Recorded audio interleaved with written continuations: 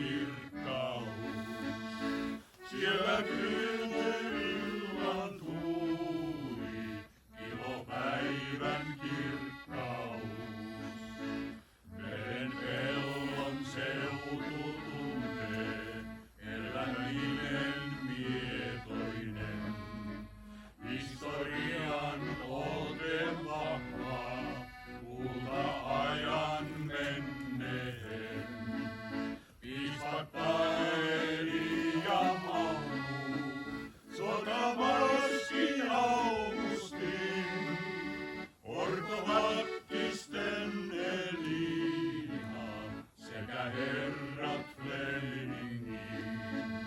Ortodoksisten Elina sekä herrat Flemingin.